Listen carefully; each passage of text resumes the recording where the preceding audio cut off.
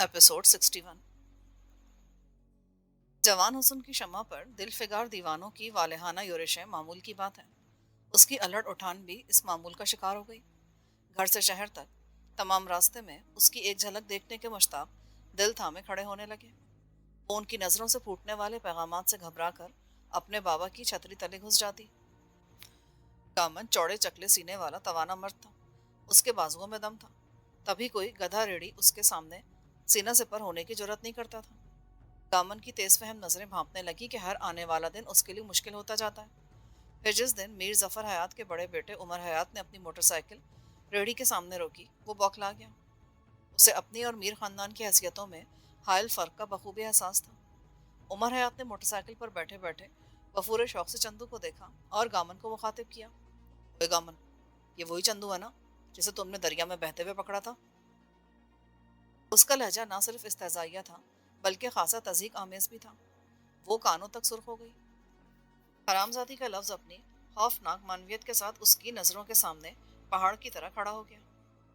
दामन के तो तन बदन में आग लग गई, मगर उसने खुद पर काबू पाते हुए कहा, मीरजादे, तू बड़े घर का पुत्र है, हमारा ख्याल कर, अपने खानदान की बड़ाई का भी ख्याल कर और रास्ता छोड़ दे। रास्ता तो खैर मैं छोड़ ही दूंगा, मगर चंद घड़ियां चंदू माही को तो देख लेने दो। दामन के सबर का पैमाना लबरेज हो गया। वो रेडी से उतरा और उमर हयात और चंदू के बीच हायल हो गया। गधे की लगाम पकड़कर कांपती आवाज में बोला, चंद बस चाकर, जो तूने करना था कर दिया। मैंने सुन लिया कि तुझ में अपने बड़े खानदान का खून तो है, मगर शराफत नहीं, वरना तू एक बाप की मौजूदगी में उसकी बेटी को मैली आंखों से न देखता। तेरे बाप ने हमेशा हम गरीबों की बहन बेटी को अपनी बहन बेटी समझा।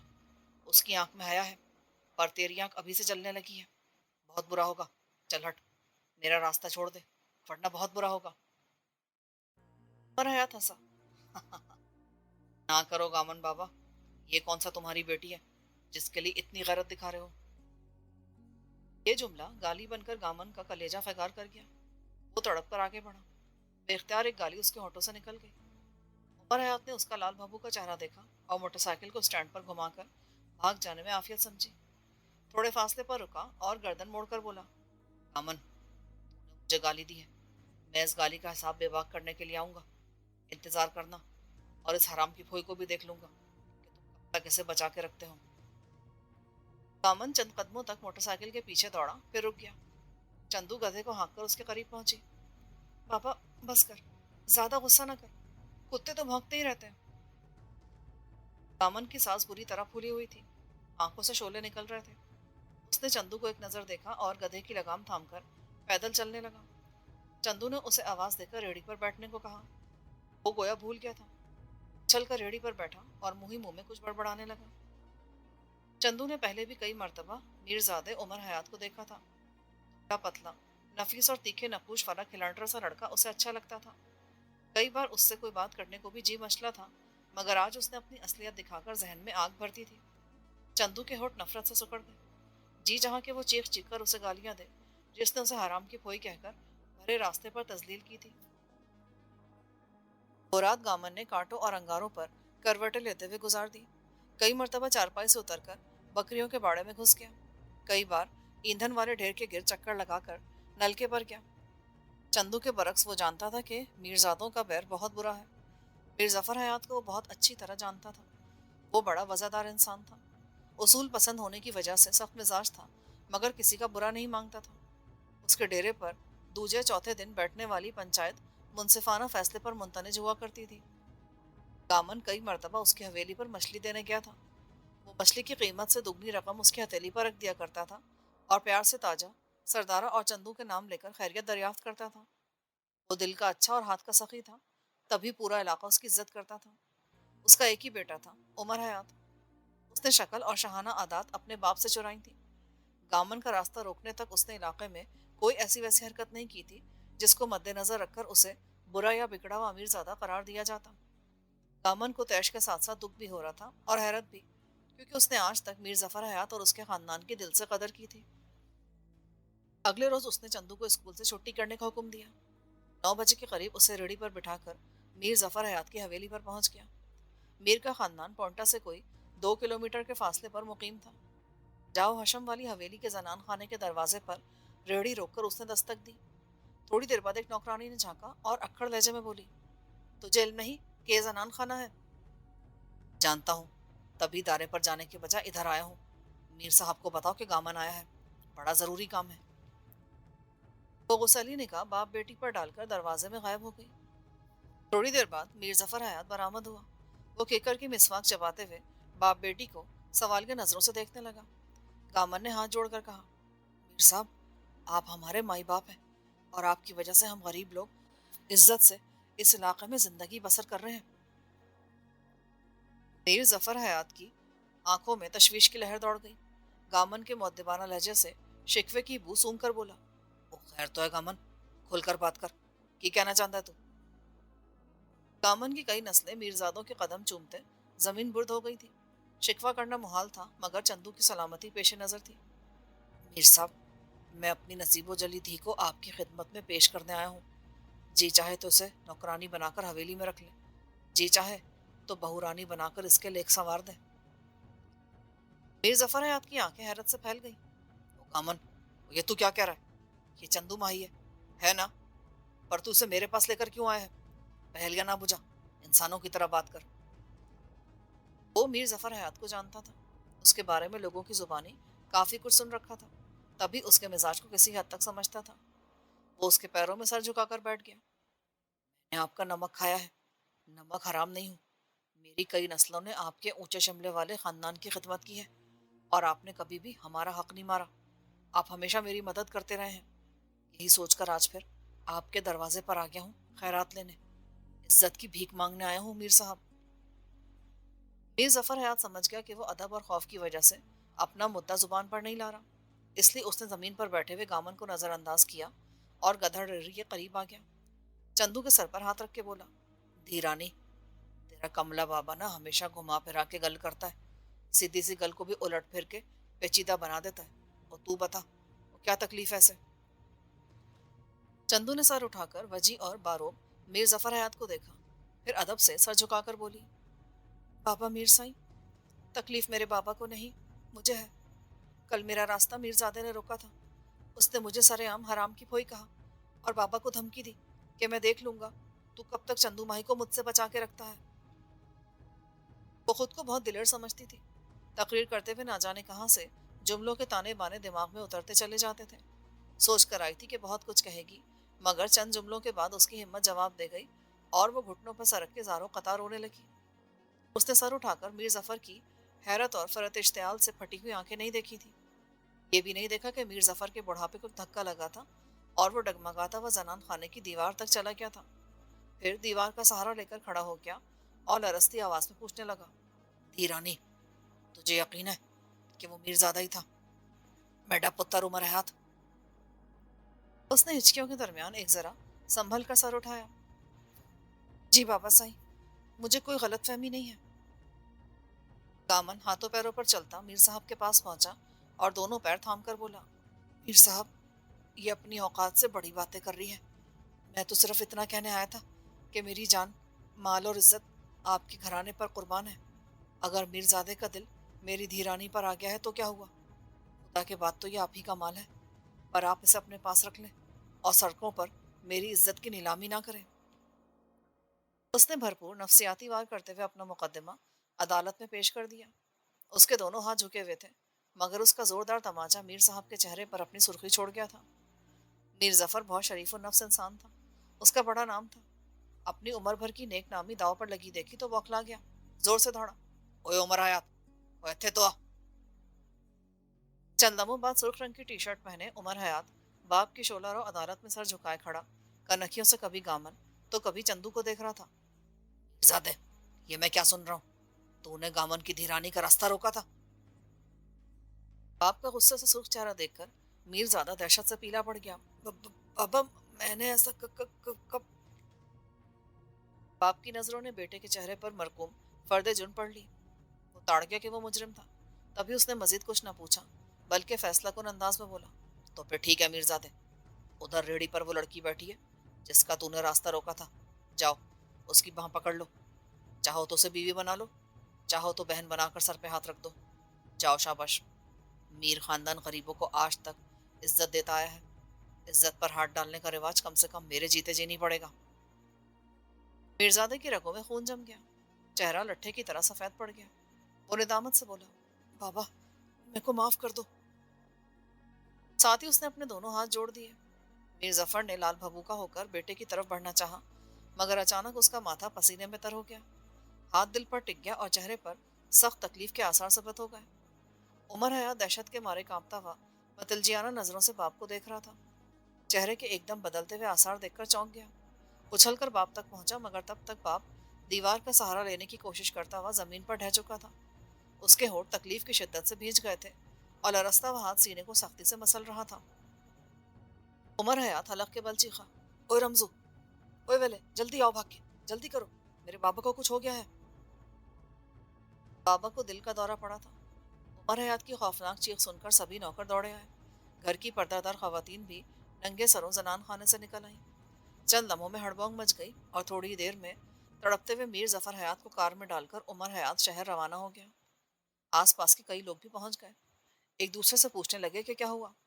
ہر کوئی میر صاحب کو پڑنے والا دل کے خطرناک دورے کا ذکر کرتے ہوئے اللہ سے اس کی صحتیابی کی دعا کرتا، مگر کسی کو علم نہ تھا کہ اس حادثے کا سبب کیا تھا، اور نہ ہی کسی نے گامن یا چندو کی طرف توجہ دی. دونوں باپ بیٹی پھٹی پھٹی آنکھوں سے ایک دوسرے کو دیکھ رہے تھے. گامن کو تب احساس ہوا کہ اس نے غیرت مند باپ کے منہ پر تازیانہ مار کے اچھا نہیں کیا. اس نے کیا سوچا تھا اور کیا ہو گیا. اس نے گدھے کی لگام پکڑی اور پشمردہ انداز میں کندھے جھکائے حویلی سے نکل آیا. گھر پہنچنے تک دونوں کی زبانیں گنگ رہیں. کسی ناگہانی صورتحال کے پیش نظر دھڑکتے ہوئے دل غیرت مند میر ظفر حیات کی زندگی کی دعائیں مانگتے رہے. مگر شام کو جب وسیب کی تمام مساجد کے اسپیکر چیخ چیخ کر میر ظفر حیات کی فوتگی کا اعلان کرنے لگے تو دونوں کے دل مٹھیوں میں آ گئے. کیا ہوگا؟ دامن نے اپنے آپ کو ٹٹولا. اس نے قتل نہیں کیا تھا، مگر میر ظفر حیات قتل ہو گیا تھا. ساری زندگی اپنی پگڑی کے لٹھے کو اپنے لہو کی قیمت پر بے داغ رکھنے والا کم عمر بیٹے کے کردار کا ایک سیاٹ چھیٹا برداشت نہیں کر پایا تھا. بیٹے پر اسے بڑا مان تھا. اکثر سینہ ٹھوک کر کہا کرتا تھا کہ اس کے بیٹے کی رگوں میں اس کا شریف اور غیرت مند خون دوڑتا ہے. اس کے مرنے کے بعد اس کی خاندانی نجابت کا جھنڈا بلند رہے گا. ناگا سینے پر زوردار چوٹ پڑی تو دل نے ساتھ چھوڑ دیا. کامن خوفزدہ تھا. سمجھتا تھا کہ میر خاندان کی نظروں میں وہی میر صاحب کا قاتل قرار دیا جائے گا، اس کا حقہ پانی بند کر دیا جائے گا.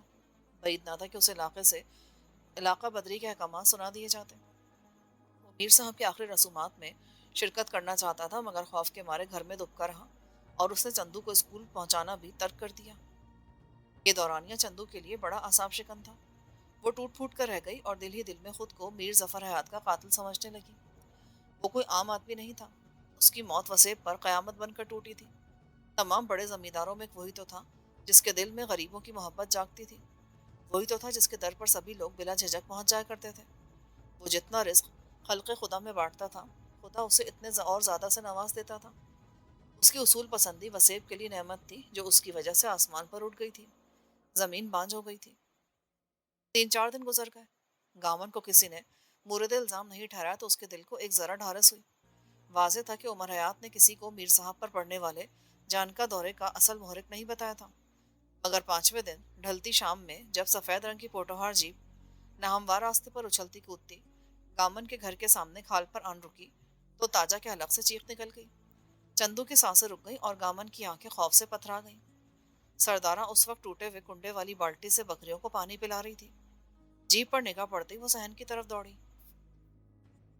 سبھی نے عمر حیات کو جیپ سے اتر کر تیز تیز قدموں سے گھر کی طرف آتے دیکھا تو آسان خطا ہو گئے. چند لمحوں بعد وہ صحن کے وسط میں مرغیوں کے ٹوکرے کے پاس کھڑا تھا. اس کا حال اچھا نہیں تھا. لباس سلوٹ زدہ، مٹی آلود چپل اور سوجن زدہ سرخ آنکھیں، وحشت بھری اور مجنونہ. دامن کے سینے پر انگلی تان کر وہ پھٹی پھٹی آواز میں بولا، جی نہیں، اس پورے وسیب کو یتیم کیا ہے جانتے ہو نا؟ مرزادے، مجھے کیا پتا تھا کہ میر صاحب... نہیں نہیں، یہ نہیں ہو سکتا کہ تمہیں پتا نہ ہو کہ میر ظفر حیات کون تھا. پورا علاقہ جانتا کہ میر صاحب گولی سے مرنے والے نہیں تھے، اس لیے تم نے گولی کے بجائے گالی سے کام لیا. تم نے اور تمہاری اس بے غیرت لڑکی نے مل کر میرے بابا کو مار ڈالا. دامن نے جھک کر اس کے پیر چھونا چاہے. وہ بدک کر پیچھے ہٹا. تاجا نے ہاتھ جوڑ دیے. میں جان کے بدلے جان لینے آیا ہوں. میرے بابا کی قاتل یہ حرام کی پھوئی ہے، میں اسے لینے آیا ہوں۔ کامن نے سر اٹھایا۔ نہ میرزادے، نہ یہ، نہ میں، ہم صاحب کو مارنا نہیں چاہتے تھے، وہ تو ہمارا سائیں تھا، کاش ہماری عمریں بھی اسے لگ جاتی، مگر یہ ہونی تھی، ہو گئی، کون ٹال سکتا ہے اسے؟ مرگ کا بہانہ بننا تھا سو بن گیا، ہمیں معاف کر دے، تو بڑا ہے، ہم چھوٹے ہیں، چھوٹوں پر رحم کرنا تیرے بابا کا وصف تھا، تو اپنے بابا کا وارث ہے، ہم پہ رحم کر۔ نہیں گامن، میں بدلہ لینے آیا ہوں، اگر تم شرافت سے وہاں تھما دو تو ٹھیک، ورنہ میں تمہارے پورے خاندان کو برباد کر کے وہاں لے جاؤں گا، ایک ایک کو گولی مار دوں گا، اگر چاہوں تو تم سب کو تھانے لے جا سکتا ہوں، قتل کے کیس میں پھانسی چڑھوا سکتا ہوں، مگر میں تم لوگوں کو کچھ نہیں کہتا، معاف کرتا ہوں، لیکن اپنے دشمن کو معاف نہیں کر سکتا۔ بمشکل 18ویں 20ویں سن میں تھا، مگر دل میں دہکتی ہوئی آگ کی حدت سے اس کا چہرہ پتھر ہو گیا تھا اور آنکھیں بھی۔ وہ جو کہہ رہا تھا کر گزرنے کا ارادہ لگتا تھا۔ نہ میر سائیں، ایسا نہ کر، رحم کر ہم پہ، دامن نے کہا۔ چندو نے قدم بڑھایا اور میر زادے کے روبرو آ گئی، پتھرائی ہوئی آنکھوں سے اسے دیکھتے ہوئے شکست خوردہ لہجے میں بولی، بابا، مجھے بچانے کے لیے زندگی کی بھیک نہ مانگو، یہ میر زادہ ہے، میر نہیں ہے، اس کے سینے میں وہ دل نہیں جو کسی غریب کے لیے دھڑکتا ہو، اسے جان کے بدلے جان چاہیے تو ٹھیک ہے، میں اس کے ساتھ جاتی ہوں، مجھے مار کر اپنے سینے کی آگ ٹھنڈی کر لے، میر زادے، لے چل مجھے جہاں لے جانا چاہتا ہے تو، جہاں لے جا کر مارنا چاہتا ہے لے چل وہاں، اور میری گردن پر چھری چلا دے۔ اس نے اپنی باں بڑھا دی، میرزادے کی آنکھوں میں کئی صاف کلبلا اٹھے، باں تھامی اور فاتحانہ نگاہ گامن پر ڈال کر 2 قدم چلا، وہ ساتھ گھسیٹے، ایسے میں گامن اچھل کر میرزادے کی راہ میں حائل ہو گیا۔ نہیں میر سائیں، یہ ظلم نہ کرو، ورنہ میں کسی کو منہ دکھانے کے لائق نہیں رہوں گا، جیتے جی مر جاؤں گا۔ زیادہ ڈرامہ نہ کرو، میں نے تیری دھی پہ ہاتھ نہیں ڈالا، تم اپنی غیرت اس کے لیے سنبھال کے رکھو، سب جانتے کہ یہ حرام کی بوئی ہے، حرام موتی مرے گی، اس کے لیے زیادہ غیرت اور غصہ دکھانے کی ضرورت نہیں ہے۔ اے تو چل، تو کیوں رک گئی؟ اتنی بڑی گالی سن کر گامن کی آنکھوں میں رت پھر گئی، چہرہ پتھر ہو گیا، وہ بے حد سرد لہجے میں بولا، اسے چھڑ دے ورنہ بہت برا ہوگا، میری برداشت کا زیادہ امتحان نہ لے، میں نے میر صاحب کو تیرے انہی کرتوتوں کا گلہ دیا تھا، وہ غیرت مند تھا، اسی لیے دل پر لے گیا، تو غیرت والا نہیں، تبھی سر پر چادر تاننے کے بجائے چادر پھاڑنے کے لیے یہاں تک آ گیا۔ اس نے ہاتھ بڑھایا اور حیران کھڑے میر زادے کی کلائی تھام لی۔ زو میں اتنا دم ہے کہ تیرے جیسے لونڈے سے نمٹ سکوں، تیرے باپ کے احسانات میرا سر اور ہاتھ اٹھنے نہیں دیتے تھے، ورنہ جب تو نے ریڑھی روکی تھی تجھے تبھی سبق سکھا دیتا، چل چھٹ اور بھاگ جا یہاں سے، ورنہ مار مار کے باندر بنا دوں گا۔ نہیں بابا، تم ہٹ جاؤ، چندو حلق کے بل چیخی۔ تاجا اور سردارہ میر زادے کے پیروں سے لپٹ گئی، اس نے چندو کی باں چھوڑ دی، تاجا اور سرداروں کو پاؤں کی ٹھوکر سے پرے دھکیلا، پہلو والی جیب میں ہاتھ ڈالا اور ننا سا پسٹل نکال لیا، بلٹ چڑھائی اور گامن کو سنبھلنے کا موقع دیے بغیر فائر کر دیا۔ فائر کی خوفناک آواز کے ساتھ گامن کے حلق سے تیز چیخ نکلی، گولی اس کے گھٹنے میں سوراخ کر گئی، آن کی آن میں تہبند کا ایک پلو سرخ ہو گیا اور وہ ایک پیر پر دیوانہ وار ناچتا ہوا عمر حیات کی طرف بڑھا جس نے دوسرا فائر کرنے کے لیے ہاتھ اٹھایا تھا۔ چندو نے ہاتھ تھام لیا، بجلی کسی تیزی سے پستول کی نال کا رخ اپنے سینے کی جانب کر دیا۔ میں حرام کی پھوئی ہوں، زمانے کا بوجھ ہوں، تو مجھے گولی مار دینا، بابا کو کیوں مارتا ہے؟ اس نے کیا بگاڑا ہے تیرا؟ اس نے اپنی انگلی پر دباؤ بڑھایا، جان لینے سے پہلے جان دینا پڑتی تھی، سینے پر فائر کرنا آسان نہیں ہوتا، فائر کرنے کی ہمت نہ ہوئی، ایسے میں پھدکتا ہوا گامن اس کے سر پر پہنچ گیا، اس نے پوری قوت سے مکہ اس کی گردن پہ دے مارا، عمر حیات ڈگمگاتا ہوا کمرے کی دیوار تک گیا، پھر رک کر ذرا سنبھل کر اسے خشمگین نظروں سے گھورنے لگا، دامن کی زخمی ٹانگ سے نکلنے والا خون صحن کو تر کر رہا تھا، کہ عمر حیات عادی مجرم نہیں تھا، پیشہ ور لڑاکا نہیں تھا، اس لیے خون دیکھ کر ڈر گیا، چند لمحوں تک پستول والا ہاتھ ہوا میں لہراتا رہا، پھر دھمکیاں دیتا اپنی جیپ کی طرف بھاگا، دامن کے خون سے تر ہونے والا میدان صاف ہو گیا تو وہ اپنی ٹانگ کو پکڑ کر نیچے بیٹھا اور تکلیف سے کرانے لگا، بلند آواز میں میرزادے کو گالیاں دینے لگا، گولی گھٹنے میں پھنس گئی تھی، تاجا نے سردارہ کی مدد سے اسے چارپائی پر ڈالا، باپ کی حالت دیکھ کر چندو کا دل حلق میں اٹکا ہوا تھا، اس نے زخم دیکھا، چادر سے خون صاف کیا، وہ دامن کو تکلیف میں نہیں دیکھ سکتی تھی، رو رہی تھی، رب سے گڑ گڑا کر دعائیں مانگ رہی تھی، مگر بابا کو چین نہیں آ رہا تھا، شام کا دھندلا کر رات میں تحلیل ہو چکا تھا، سبھی ہراساں تھے، متفکر تھے کہ گامن کا کیا کیا جائے، ताजा दौड़कर हकीम साहब को बुला लाई। उसने मायूसाना अंदाज में सर हिलाते हुए कहा, बहन, इको वड्डे अस्पताल घिनविंज, यानी बहन इसे बड़े अस्पताल ले जाओ। चंदू चाहती थी कि इसी वक्त उसे रेडी पर बिठाकर शहर ले जाए, मगर ताजा न मानी। सारी रात आंखों में कटी। भला सुबह चंदू और ताजा गामन को शहर के तहसील हेडक्वार्टर अस्पताल ले गई। डॉक्टर भला मानस था। उसने पुलिस को इन्फॉर्म करने के साथ साथ इलाज मुआवजा शुरू कर दिया। अभी ऑपरेशन शुरू नहीं हुआ था कि पुलिस आ गई। चंदू चाहती थी कि मीरजादे उमर हयात को नामजद करके एफआईआर दर्ज कराए, मगर गामन ने सख्ती से मना कर दिया और अपने बयान में लिखवाया कि वो शाम को मछलियां पकड़ने ढूंढ पर गया था। नाकाम वापस आ रहा था कि जंगल में शिकार के पीछे दौड़ते हुए नामालूम शिकारियों की फायरिंग का शिकार हो गया। सब इंस्पेक्टर समझता था कि वो झूठ बोल रहा है, किसी वडेरे को तहफ्फुज दे रहा है, मगर उस इलाके में ये मामूल की बात थी। तभी पुलिस ने उसका बयान लिखा और ज़ाब्ते की कार्रवाई के बाद उन्हें उनके हाल पर छोड़कर चली गई। वो बाबा से झगड़ पड़ी। बाबा ने समझाया, देख चंदू, हम गरीब लोग हैं, मीरजादे की टक्कर नहीं ले सकते। वो जमाना शनास नहीं थी, बाबा शनास जरूर थी, मगर बाबा की ना समझ में आने वाली बात को मानने में तामुल का मुजाहरा कर रही थी। फिर जब ताजा को भी बाबा का हम ख्याल पाया तो नाचार चुप हो गई। दामन का ऑपरेशन कामयाब रहा। गोली निकाल ली गई। हफ्ता भर अस्पताल में एडमिट रहने की वजह से चंदू के पास जितनी पसंदाज की हुई रकम मौजूद थी खर्च हो गई। गामन टांग पर पलस्तर और बगल में बैसाखी दवाएं घर पहुंच आया। वो पढ़ाई से बददिल हो गई थी, मगर गामन ने उसे मजबूर करके ताजा के साथ स्कूल भेज दिया। वो काफी दिनों बाद स्कूल आई थी, इसलिए अपनी क्लास टीचर के सामने सफाई पेश करने के बाद हेडमिस्टर साहिबा ने उसे अपने दफ्तर बुलाया। चंदू माही, तुमने बिना दरखास्त दिए इतनी छुट्टियां क्यों की? बीमार रही हो क्या? उसका दिल भर आया। हेडमिस्ट्रेस के हमदर्दाना रवैये पर वो बेख्तियार फूट फूट कर रोने लगी। हिचकियों में बताने लगी कि उस पर बैठे बिठाए क्या मुसीबत आन पड़ी थी। मिसेस रेहाना ने उसे दिलासा दिया, इंदिया दिया, अगर तुम चाहो तो मैं सकीना खानम से बात करती हूँ, हो सकता है वो इस मुश्किल वक्त में तुम्हारी कुछ मदद करे। उसकी नजरों में खानम का वो शफिक चेहरा घूम गया। असबात में सर हिलाकर तायद की। मिसेस रेहाना ने फोन पर सकीना खानम से राब्ता करके चंदू से सुनी हुई तमाम बातें दोहरा दी। सकीना का जवाब सुनने के बाद राब्ता मुनक़ता करके चंदू से बोली, खानम तुम्हें मुल्तान शहर के किसी बोर्डिंग स्कूल में दाखिल करवाने का मशवरा देती हैं, तुम्हारा क्या ख्याल है? वो घबरा गई। पर मेरे बाबा का क्या होगा? वो तो मेरे बगैर एक मिनट नहीं रह सकता। मिसेस रेहाना उसकी परेशानी समझती थी। कुछ हिदायत देने के बाद उसे एक सफेद लिफाफा थमाकर बोली, फिलहाल तुम अपनी तवज्जो पढ़ाई पर मरकूज रखो। 2-4 दिनों तक खानम यहाँ आएंगी, मिल बैठकर इस बारे में कुछ सोचेंगे। खानम की तरफ से भेजे गए वजीफे की रकम पाकर उसे जरा तसल्ली हुई। बर वक्त इमदाद पहुंची थी, क्योंकि आज बाबा की दवाई भी लेकर जानी थी और उसके पास पैसे नहीं थे। छुट्टी के वक्त जब उसने स्कूल के सामने तारा तारा छांव वाली टाली तले खड़ी रेहड़ी पर अपनी माँ ताजा को पहलू के बल लेटे देखा तो उसका दिल कट के रह गया। कामन उसकी पढ़ाई के दौरान शहर में मजदूरी पर निकल जाता था, ताजा कहीं नहीं जा सकती थी। तभी उसने सारा दिन वहीं भूखे प्यासे गुजार दिया था। तासुफ भरे दिल के साथ चंदू ने गधे की लगाम दरख्त के तने से खोली और माँ को जगाए बगैर रेहड़ी बढ़ा दी। नाली के जंप पर रेहड़ी को जोरदार झटका लगा तो ताजा बेदार हो गई। चंदू, कोई नलका देखकर रेहड़ी रोकना, प्यास से मेरा हलक डूबने लगा। स्कूल के सामने तो हुकूमत ने नलका तक नहीं लगाया कि कोई प्यासा 2-4 घूंट पानी ही पी ले। उसने एक मेडिकल स्टोर पर गधा गाड़ी रोकी। सड़क के किनारे इस्तादा नलके की तरफ इशारा किया। अम्मा, वो रहा नलका, जी भर के पानी पी। मैं इतनी देर में बाबा की दवाइयाँ और सब्जी खरीद लूँ। चीनी पत्ती तो नहीं लेनी ना? से आ गए? हाँ अम्मा।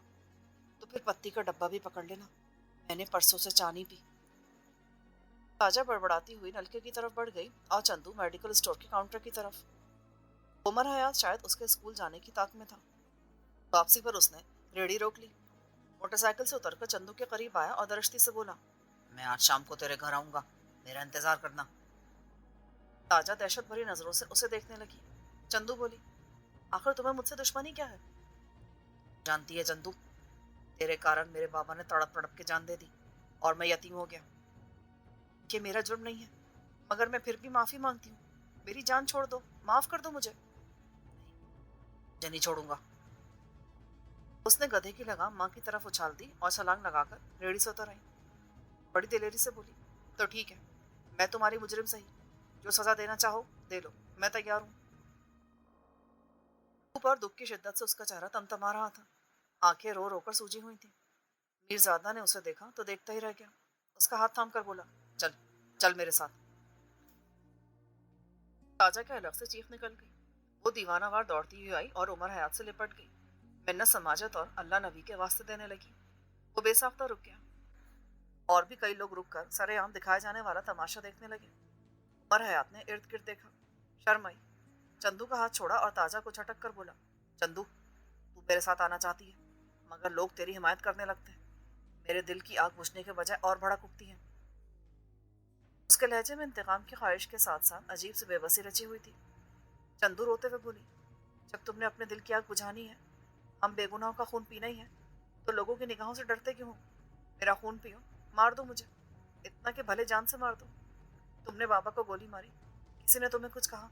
नहीं ना, क्योंकि तुम्हारा घर बहुत बड़ा है, तुम्हारे पास दौलत है। फिर मुझे मार दोगे तो तुम्हें कौन पूछेगा? उसे देखता रहा और फिर अपनी बाइक की तरफ बढ़ गया। ताजा ने चंदू को बाजू से पकड़ा और रेडी पर ले आई। उमर हयात के जाने के बाद कई मर्द रेडी के आसपास आन खड़े हुए, माजरा दरियाफ्त करने लगे। हर आंख में तंजिया सवाल मतरशी था। ताजा बोली, परे हट जाओ। जब मुझे तुम्हारी मदद की जरूरत थी, तब तो तुम लोग तमाशा देखने में मसरूफ थे। अब वो बेगैरत चला गया तो हमदर्दी जताने के लिए हमारे सरों पर आंधम क्यों? पता नहीं खुदा तुम जैसे मुनाफिकों को गारत क्यों नहीं कर देता। लोग चमगोइया करते हुए तितर बितर हो गए। कुछ दूर निकलकर ताजा ने कड़वे लहजे में कहा, चंदू, क्या तुझे अमीरजादा अच्छा लगता है? वो चौंकी, गड़बड़ाई और फिर बोली, क्या मतलब अम्मा? जिसने मेरे बाबा को गोली मारी, मुझे सरेआम रुस्वा किया, वो मुझे अच्छा क्यों लगेगा? तो फिर क्यों बार बार तू उसके साथ जाने पर तैयार हो जाती है? अम्मा, मैं बुरी हूं ना, इसलिए। हराम की खोई हूं ना, इसलिए। वो मुजरिम समझता है, मैं उसके साथ चल पड़ती हूँ, क्योंकि मैं नहीं चाहती कि मेरी वजह से तुम लोगों पर कोई और मुसीबत आए। वो मुझे कत्ल करना चाहता है तो कर दे, तुम लोगों को तो कुछ ना कहे ना। अम्मा ने उसे यूं देखा जैसे कह रही हो कि तुझसे बड़ा अहमक दुनिया में नहीं।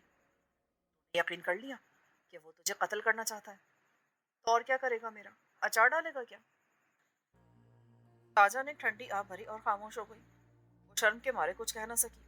घर पहुंचकर गामन से कहने लगी, उसे स्कूल से उठा ले और इसके हाथ पीले कर दे। क्या कहा? सरदारा घर में बैठी रहे और मैं इसके हाथ पीले कर दूं? वहां ताजा, लोग क्या कहेंगे? और हुआ क्या है, कुछ बोल तो सही। ताजा ने सारा माजरा कह सुनाया। वो बेभर गया। चंदू को लेकर स्कूल जाऊंगा और उस जागीरदार के बच्चे का बंदोबस्त भी कर दूंगा। आया मीरजादा, गैरत की रत्ती शामिल नहीं उसके खून में, बया ना होवे तो।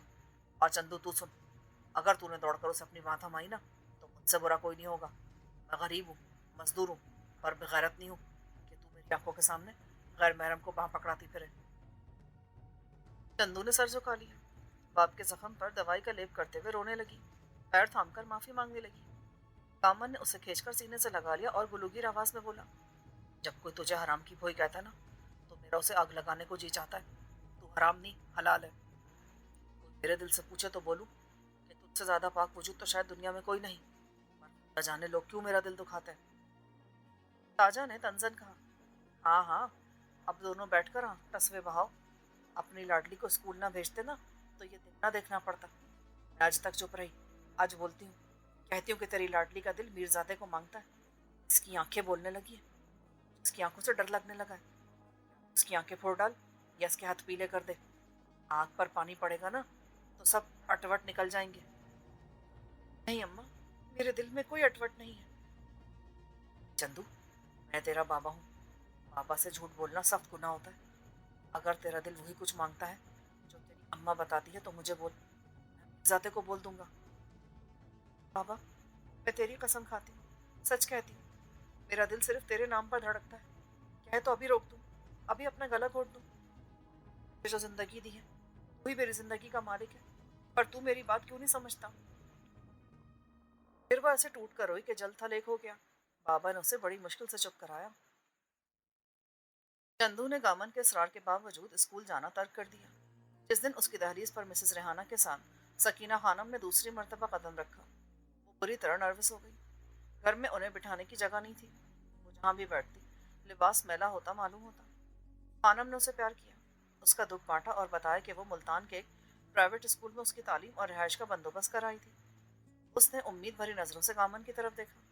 دامن نے صاف انکار کر دیا۔ وہ اپنی چندو کو نظروں سے اوجھل نہیں کرنا چاہتا تھا۔ مسز ریحانہ اور سکینہ خانم کا تمام تر اصرار بے معنی ثابت نہیں ہوا، بلکہ چندو نے اگلے دن اسکول جانے پر رضامندی کا اظہار کر دیا۔ سکینہ خانم اسے ہر حال میں پڑھانا چاہتی تھی۔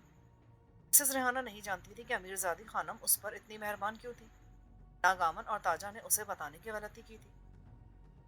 وہ تیاری کے باوجود اسکول نہ جا سکی کیونکہ شام کو جب گامن لوٹ رہا تھا تو اس کی پھولی ہوئی سانسیں اور دہشت سے پیلا پڑتا چہرہ کوئی اور داستان سنا رہا تھا۔ اس نے بیساکھ کی چارپائی پر رکھی اور ہانپتے ہوئے پانی مانگا۔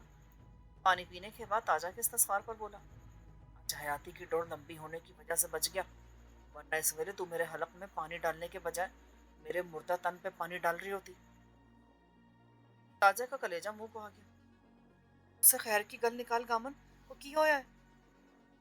اس نے بتایا کہ وہ ڈھونڈ کے کنارے ڈور ڈال کر بیٹھا تھا کہ جنگی میں سے دو آدمی نکلے۔ انہوں نے ہاتھوں میں بندوقیں اٹھا رکھی تھی۔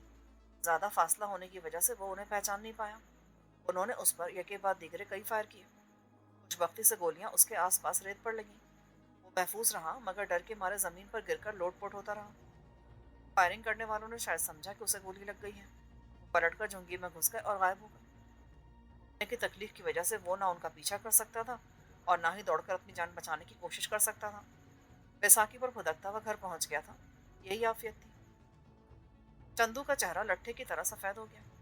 اس سمے سبھی متفق تھے کہ فائرنگ کرنے والوں کو عمر حیات نے بھیجا ہوگا کیونکہ اس کے علاوہ ان کا اور کوئی دشمن نہیں تھا۔